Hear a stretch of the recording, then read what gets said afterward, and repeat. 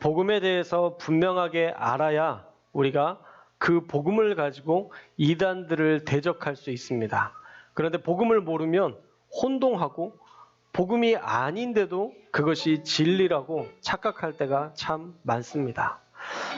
한국 이단의 뿌리라 할 수 있는 평안도 출신의 김성도 권사라는 분이 있었는데 1882년에 태어나서 1923년에 천군 천사를 만났다고 합니다.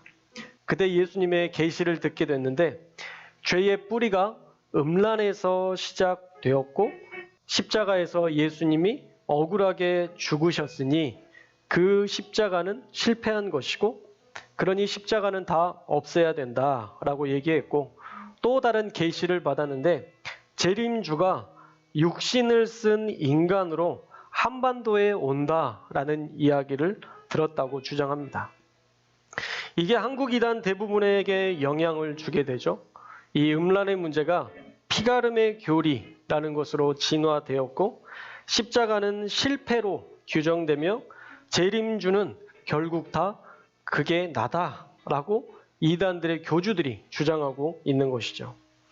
그래서 김성도 권사의 그 첫 계시가 잘못된 계시가 김백문이라는 사람을 통해서 피가름의 교리로 완성이 되면서 교리화된 이후에 그것이 천부교, 통일교, 그리고 영생교, 지금의 신천지에 이르는 그런 핵심 교리가 됩니다. 더 자세한 내용은 나중에 오후 예배 때, 오늘 아니고요. 나중에 오후 예배 때 이제 이단 강의를 아주 순차적으로 계속적으로 진행해서 우리가 이단들을 완전히 파헤칠 건데 그때 살펴보도록 하고요.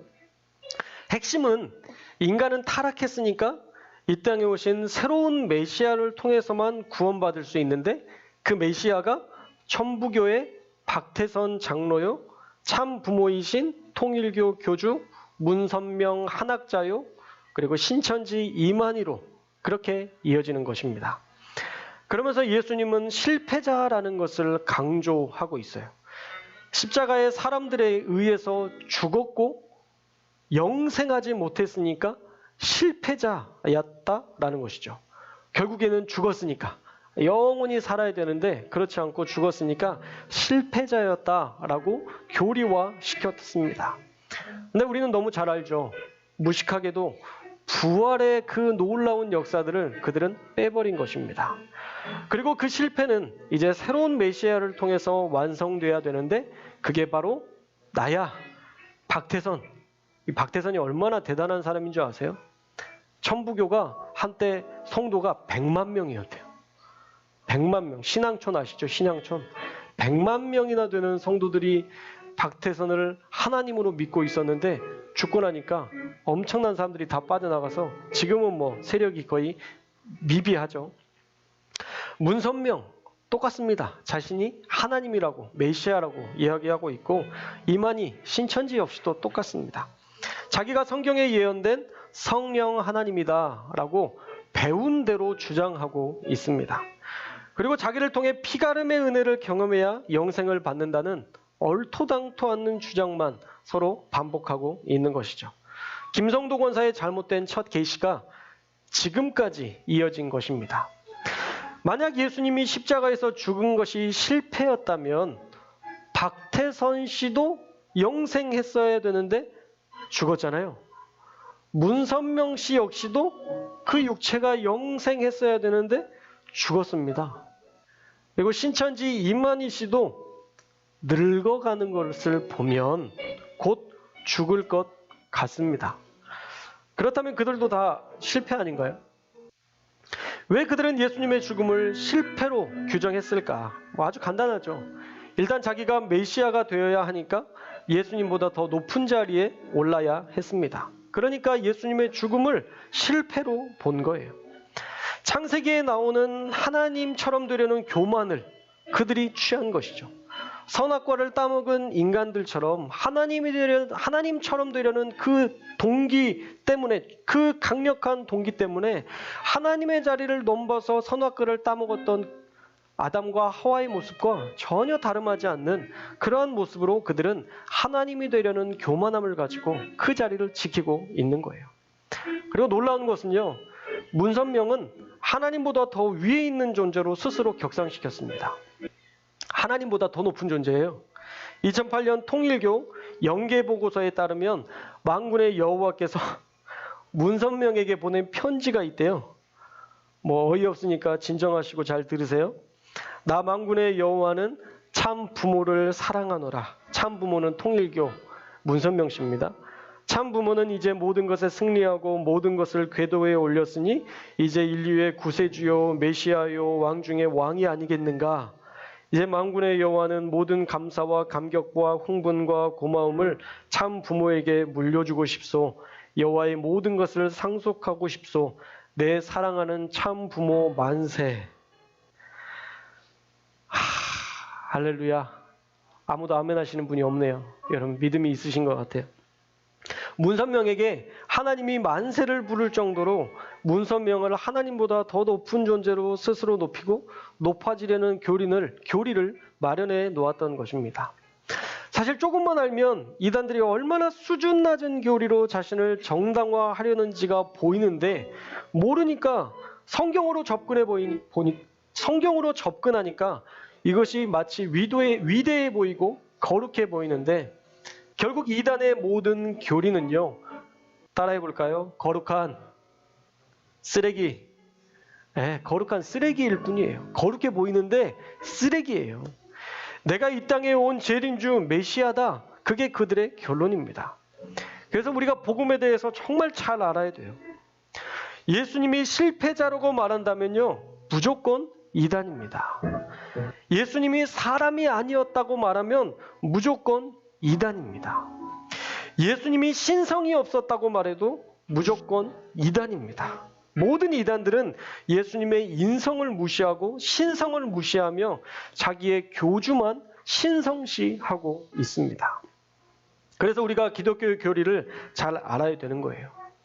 우리를 위해 오신 인카네이션, 성육신이 없다면 우리를 위한 대속제물 흠없는 어린 양이 되시지 못합니다. 그리고 그분의 죽으심이 없다면, 그들이 말하는 실패라고 말하는 예수님의 죽으심이 없다면 우리 인간들이 가지고 있던 이 죄의 문제, 여러분들이 가지고 있는 죄의 문제를 그 누구도 해결할 수 없는 것입니다. 예수님께서 여러분의 죄의 문제를 값을 치러주시기 위해서 생명으로, 예수님께서 생명을 내어주심으로 여러분의 모든 죄의 값을 치러주신 거예요. 그래서 예수님께서 죽으심이 의미가 있는 것입니다. 실패가 아니라. 그리고 그분의 부활이 우리에게 영생의 소망을 갖게 합니다.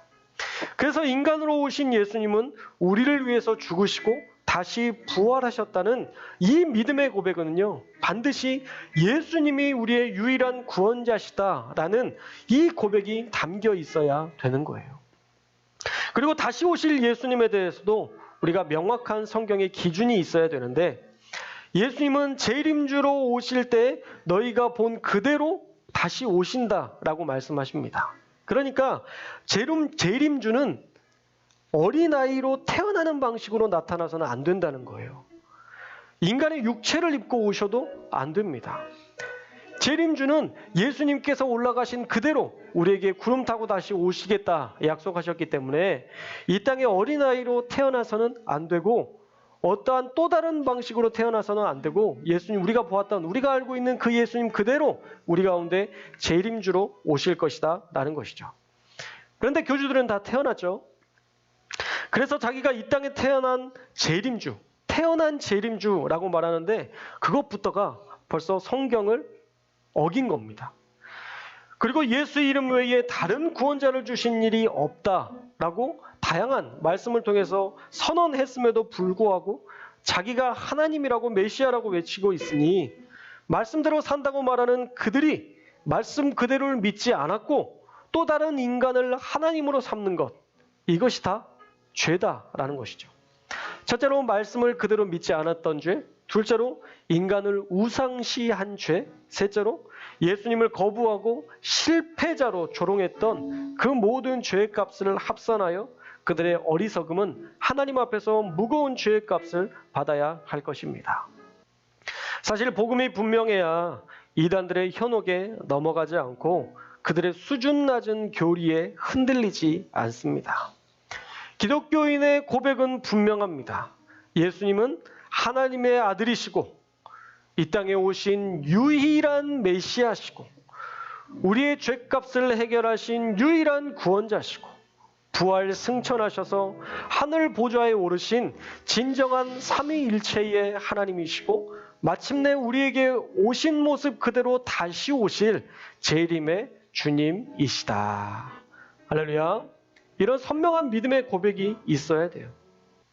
사실 이 모든 고백에 대해서 바울과 바나바는 아주 선명하게 알고 있었고 경험했습니다. 왜냐하면 예수님 시대를, 이 바울과 바나바는 이 예수님 시대를 살았고 예수님의 12 제자들을 통하여서 예수님이 어떤 분인지에 대해서 너무 생생한 간증을 들었기 때문에 그들은 예수님을 중심으로 한 이 복음에서 흔들릴 수가 없었던 것이죠. 그러니까 어떤 핍박과 환난이 와도 나는 복음을 전한다 라고 외치며 고난에도 흔들리지 않는 편안함으로 복음의 에이스로 활약할 수 있었던 것입니다. 무슨 에이스 침대 광고 같죠? 자, 그렇게 바울과 바나바는요, 비시디아 안디옥에서 그들을 몰아내려던 고위 관직과 또 결탁한 유대인들의 모함 때문에 유대인 전도의 결별을 선언하고 이제 이고니온으로 떠나서 새로운 선교 여행, 복음을 전하기 시작했습니다. 하지만 유대인들과 결별을 했다고 해서 사실 유대인들만 빼놓고 복음을 전하는 게 쉽지 않았기 때문에 다시 오늘 말씀에 보면 회당에 들어가서 복음을 전하죠. 놀랍게도 이고니온에서도 복음은 기쁜 소식, 그들에게 영생의 방법을 알려주는 놀라운 소식이 되었습니다. 우리를 위해 오신 예수 그리스도, 그분이 우리의 모든 삶을 바꿔주신다는 너무 선명한 은혜와 진리의 말씀은요, 많은 사람들이 환영하기에 충분했습니다. 자, 우리 1절의 말씀을 한번 읽어볼까요? 1절 말씀 시작. 이에 이고니온에서 유대와 헬라의 허다한 무리가 믿더라. 아멘. 바울과 바나바는요, 계속 예수님 한 분을 전하고 있습니다. 그분의 죽으심과 부활, 그리고 그분이 우리와 함께 하실 때 놀라운 생명을 경험하게 된다는 것, 우리에게 생명을 주시는 분이라는 것을 전해주고 있습니다. 그랬더니 유다와 헬라의 허다한 무리가 믿었다라고 얘기하고 있죠. 이고니온 도시의 모든 사람들이 예수님을 믿는 엄청난 부흥의 역사를 경험하게 되었습니다. 그런데 지난주에 말씀드린 것처럼 유대 종교 지도자들이 이미 그리스도인들에 대해서 예수님의 복음에 대해서 악감정을 가지고 있었고 험담을 늘어놨기 때문에 흩어진 디아스포라, 다양한 이유로 흩어진 몇몇 유대인들 역시도 이 예수님에 대해서 오해하고 받아들이지 못했습니다. 우리 2절의 말씀을 한번 읽어볼까요? 2절 말씀 시작. 그러나 순종하지 아니하는 유대인들이 이방인들의 마음을 선동하여 형제들에게 악감을 품게 하거늘. 아멘. 자, 통일교 지도자들이 예수님을 실패자로 가르치면 그 신자들이 예수님을 그렇게 보았던 것처럼 유대교 지도자들이 예수님을 실패자로 가르치니 몇몇 유대인들은 오해할 수밖에 없었다라는 것입니다. 그래서 그들이 악감을 품었고 이방인들을 선동해서 또한 악한 감정을 품게 합니다. 그러나 아까 말씀드린 것처럼 회당에서 많은 유대인들과 헬라 사람들이 믿었다는 것을 우리가 결코 간과해서는 안 됩니다. 말씀을 알았던 그들에게 예수님이 말씀에 예언된 메시아라는 것, 구약의 약속이 성취되었다는 것을 전했을 때 그들은 이 말씀이 복음 중에 복음이라는 것을 분명히 알았기 때문에 많은 사람들이 그 말씀을 복음으로 받아들였던 것입니다. 그렇게 몇몇 유대인들이 악감을 품고 선동해서 괴롭혔지만 바울과 바나바는 흔들리지 않고 복음을 전합니다. 3절에 보시면 두 사도가 오래 있어 주를 힘입어 담대히 말하니 주께서 그들의 손으로 표적과 기사를 행하게 하여 주사 자기 은혜의 말씀을 증언하시니. 아멘. 몇몇 사람들이 거부하고 받아들이지 않아도 복음을 받아들이는 사람들에게 하나님께서 놀라운 역사를 보여주셨다라는 것입니다. 복음의 능력은 영접한 사람들에게는 분명히 나타났다라는 것이죠. 분명한 것은 복음이 전해지는 곳에 하나님의 기적과 하나님의 역사도 나타났다라는 거예요. 바울과 바나바가 전한 복음에 하나님께서 표적과 기사를 보게 하셨다. 은혜의 말씀을 확증하셨다라고 말씀하고 있잖아요. 다시 말하면 바울과 바나바의 말씀에, 복음을 전했던 그 말씀에 하나님께서 맞아, 저렇게 살면 기적을 볼 수 있어 라고 하나님께서 직접 바울과 바나바의 사역을 지지하시고 모든 이들에게 하나님의 살아계심을 직접 나타내 보여주셨다라는 것입니다. 고린도전서 4장 20절 말씀에 하나님의 나라는 말에 있지 않고 오직 능력에 있다라고 말씀하고 있어요. 말이 많아서 능력이 있는 게 아니라 하나님의 말에 권세가 있음을 믿는 자들이 하나님의 그 권세를 누리게 된다라는 거예요. 복음이 전해지는 곳에 하나님의 기적도 동반됩니다. 그래야 하나님의 나라에 속한 사람들이 그들이 얼마나 위대한 능력 안에 사는지를 깨닫고 하나님을 신뢰하며 살 수 있기 때문이에요. 그래서 여러분, 말씀을 믿지 않고서는 아무런 역사가 일어나지 않습니다. 하나님의 말씀이 선포될 때에 그 말씀 가운데 나에게 주신 말씀이 있고 그 말씀대로 될 것이라는 믿음을 가지고 여러분들이 살아갈 때에 그때 하나님의 기적이 저와 여러분들에게 나타난다라는 거예요. 그리고 우리 가운데 기도했는데 하나님의 역사가 나타나는 그런 기적들을 우리가 많이 체험해야 우리가 살아있는 신앙의 간증들을 하며 살아갈 수 있는 거지. 여러분, 간증이 없다면요, 껍데기 신앙일 가능성이 높습니다. 여러분, 최근에 어떤 기도하셨나요? 그리고 하나님께서 어떤 것을 이루셨나요? 여러분, 그게 있어야 돼요. 매일마다 우리의 삶에 기도하는 게 있고 또 그 기도를 이루시는 하나님의 역사를 여러분들이 간증할 수 있어야 돼요.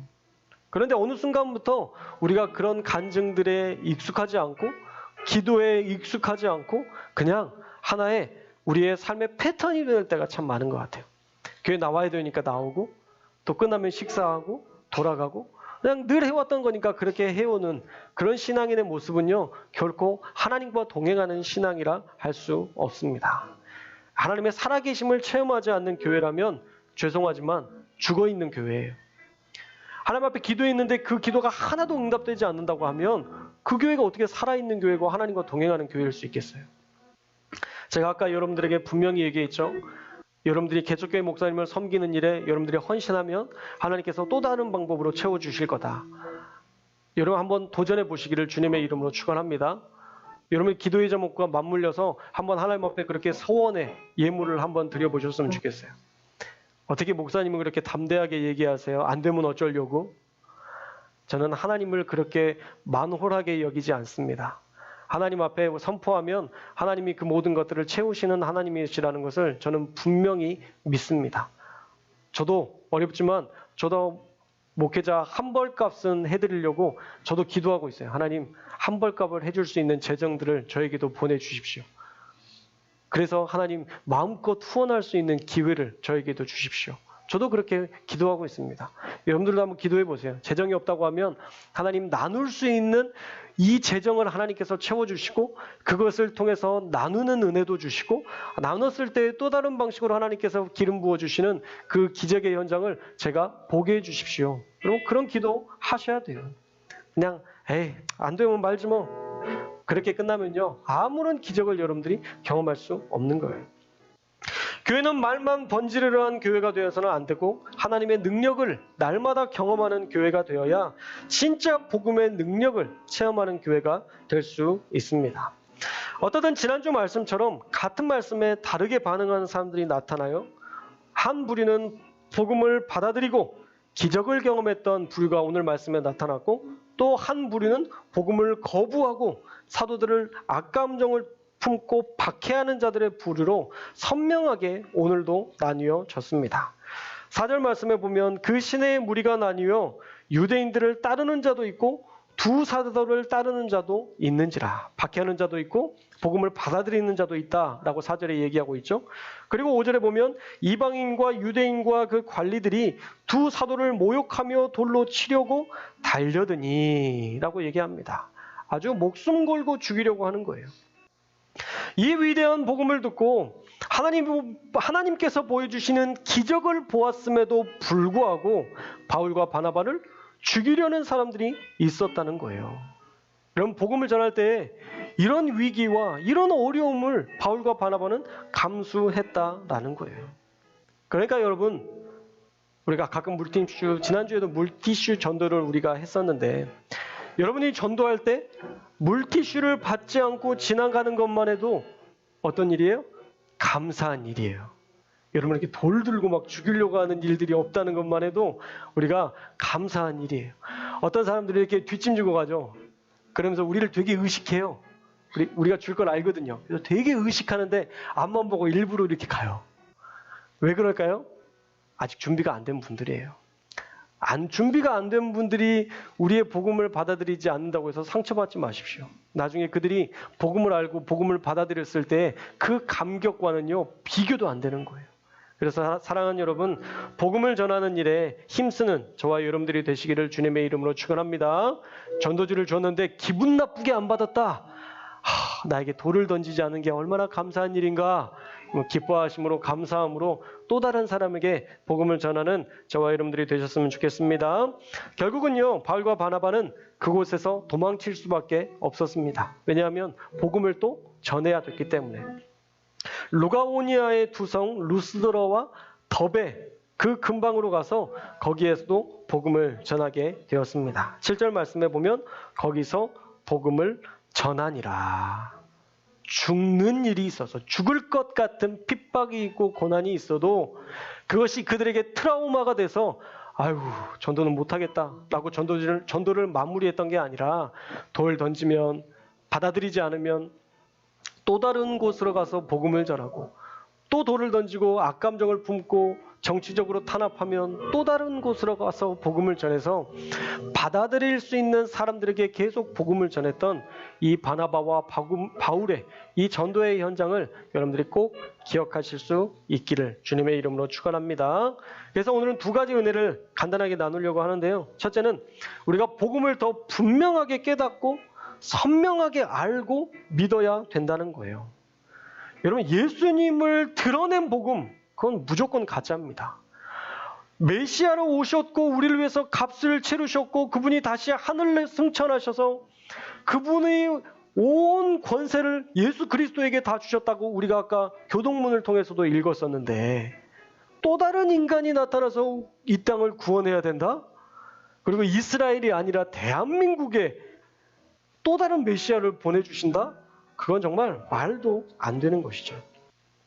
예수님을 실패자로 모욕하는 모든 복음은요, 다 가짜입니다. 그 죽음이 우리의 죄를 대속하였고 그분의 부활이 우리를 소망으로 이끄는 것입니다. 그러니 여러분, 복음을 혼동하지 마십시오. 복음은 너무 간단해요. 예수 그리스도 한 분으로 귀결될 수 있습니다. 복음은 예수 그리스도의 죽으심과 부활, 그리고 우리에게 생명이 되시는 사건입니다. 이 복음에 예수님이 빠지면 아무 의미가 없는 거예요. 그리고 다른 것으로 아무리 채워도 그것은 그 능력을 발휘할 수 없는 가짜일 뿐입니다. 그러니 절대적으로 예수님을 알고 예수님과 동행하고 우리에게 주신 그 가르침대로 예수님처럼 살려는 몸부림으로 한 주간 살아가셔서 복음에 합당한 그리스도인들 될 수 있기를 주님의 이름으로 축원합니다. 둘째로, 복음을 전하지 않는 교회는 능력도 없습니다. 하나님의 일을 하지 않는 교회에게 하나님이 표적과 기사를 보여주실 이유가 없어요. 하나님을 위해서 살지 않은데 하나님께서 왜 능력을 주시겠어요? 하나님과 동행하지 않는데 왜 하나님께서 그에게 기름 부어 주실까요? 결국은 기름 붓고 하나님께서 축복하시면 그거 가지고 나쁜 일 할 것이고 그거 가지고 오히려 잘못된 일들을 할 텐데 하나님께서 기적을 부어주실 이유, 축복을 부어주실 이유가 없는 거예요. 그래서 교회가 너무 조용하고 잠잠한 게 절대 좋은 게 아닙니다. 어쩌면 죽어가고 있다는 증거일 수 있어요. 그러니 사랑하는 여러분, 여러분의 영혼을 위해서라도 날마다 복음을 전하는 일에 힘쓰는 저와 여러분들이 되시기를 주님의 이름으로 축원합니다. 복음을 전하며 고난을 받아도 그때에 하나님께서 놀랍게 일하시고 도우시지, 매일 나만을 위해서, 나를 위해서 사는 삶을 통해서는 아무런 하나님의 기적이 나타나지 않는다는 거예요. 여러분이 매일 청량산을 올라도요, 하나님이 그거 보시고 여러분들을 축복하지 않으세요. 여러분들이 매일 좋은 것을 먹어도 하나님이 그거 보시고 여러분들을 축복하시지 않으십니다. 하나님의 나라와 영광을 위해 여러분들이 도전할 때, 그 일에 합당한 사명자가 될 때 하나님께서 마음껏 축복하시는 거예요. 영화에서 보면 에이전트, 요원들이 있잖아요. 왜 그 요원들에게 엄청난 무기들과 또 엄청난 돈을 제공해 줍니까? 나라에 속해 있기 때문이잖아요. 국가를 지켜야 되기 때문이잖아요. 그런 사람들에게는 모든 것들을 공급해서 나라를 지킬 수 있는 것들을 허용하게 되잖아요. 하나님의 나라도 마찬가지예요. 여러분들이 하나님의 일을 위해 헌신할 때, 그때 하나님께서 여러분들에게 마음껏 축복하시고 부어주시고 생각지도 않은 일들로 우리를 채워주시는 것이지, 하나님의 나라와 하나님의 일들을 하지 않고 무조건 축복만 받는다? 그런 축복은 사실 없습니다. 우리가 그렇게 믿고 싶은 것뿐이죠. 조금이라고 많이 누리는 거, 그건 누구나 원하는 방식이지만 사실 그런 은혜는 없다는 것, 여러분 꼭 기억하셨으면 좋겠습니다. 여러분, 하나님이 도우시면 쉽습니다. 그리고 하나님이 도우시면 빠릅니다. 훨씬 수월하게 일이 진행이 됩니다. 우리가 이번 주 금요 기도회 말씀 우리가 공유했는데, 그 말씀을 한번 들어보시면 아시겠지만 다윗이 아무리 그 정치적인 문제를 해결하려고 해도요, 안 돼요. 그런데 하나님께서 해결하시니까 사람들이 다 찾아와서 우리의 왕이 되어 주십시오 해서 다 끝나잖아요. 그런 쉬운 은혜가 있다니까요. 그런 쉬운 역사가 있어요. 그러기 위해서 우리가 하나님 앞에 맡겨드려야 되는 거예요. 여러분의 힘으로 하면 버거울 겁니다. 그러니 하나님의 방법을 선택할 수 있었으면 좋겠습니다. 주의 일을 하면서 주님의 도우심으로 세상을 살아가는 그런 하나님의 방식을 저와 여러분들이 배우셔야 돼요. 바울과 바나바처럼 복음 전하는 일에 힘쓸 때 하나님은 고난이 오더라도 표적과 기사를 보여주시며 그들을 위로하시고 가장 선한 길로 인도하셨던 것, 여러분 꼭 기억하셔서 이 위대한 하나님의 일에, 특히 전도에 힘쓰는 우리 교회 되어서 하나님의 능력을 매일 경험하는 우리 송도교회, 살아있는 교회 될 수 있기를 주님의 이름으로 축원합니다.